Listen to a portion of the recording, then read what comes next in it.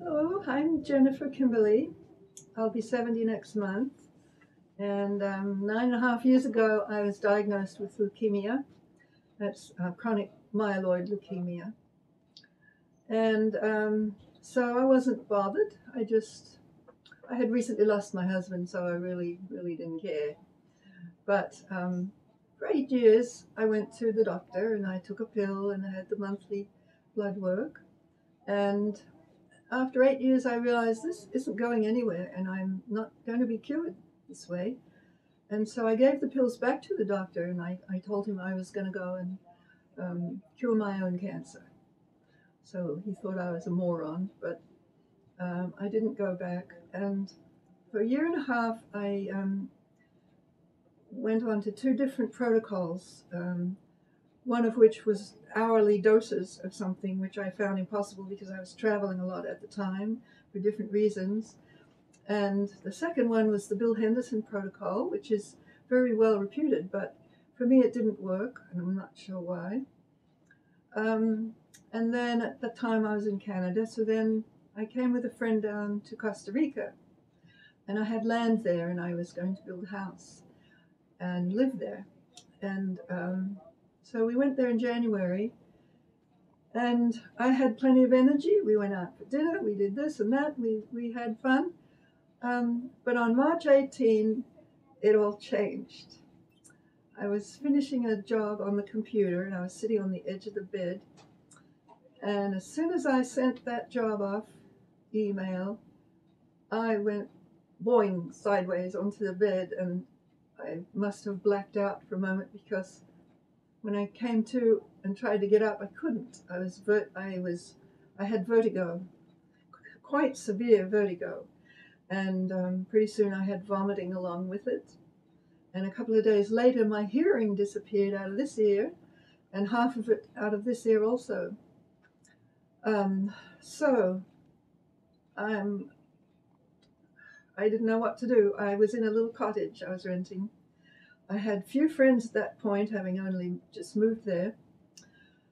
And the ones I had were very busy, and they came occasionally. Some of them brought meals.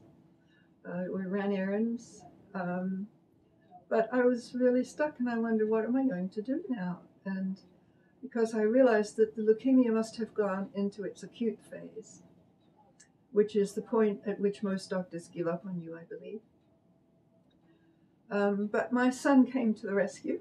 He came down from New York, and he helped me pack, and he made all the arrangements, and we got on a plane up to this Arizona clinic, the Oasis of Healing.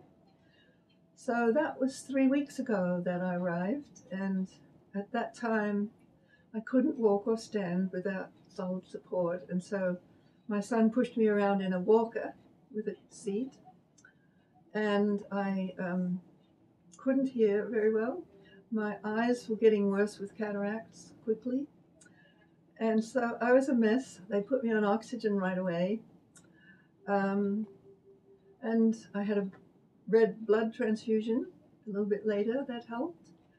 And I've had all the treatments that Dr. Lodi prescribed. And so after 3 weeks now, I can push my own walker around. My son has gone back to New York. I'm off oxygen. And my white cell count, which had gone all the way up to 679, I think it was, when I got here, is now down to 182,000 per cc of blood. So that is a huge drop, and the normal range is 5 to 10,000, so it's approaching normal within days, I hope. Right now I'm on a fast, 2-week fast. Let's see, and it's not as difficult as I thought it would be. We get a lot of juice here, very nutritious, two big jars of it every day, green juice and one that's made of apple, lemon, and ginger to be alkaline. People are very friendly here. They read your chart and they follow up. They talk to you. They really are quality caregivers. And I'm very glad I came here. I hadn't known about this place until the last minute. when a friend mentioned it to me. And previously I had applied to the Gerson clinic, and they had turned me down as being too sick. So that's why I was really a bit desperate in Costa Rica. But things are looking up now, and I feel fine. I don't have pain. Let's see, what else? I feel that I'm maybe halfway to being a full person again, at which point I will go back to Costa Rica and build my house and live my normal life. Start dancing again, singing, and all the things that I love.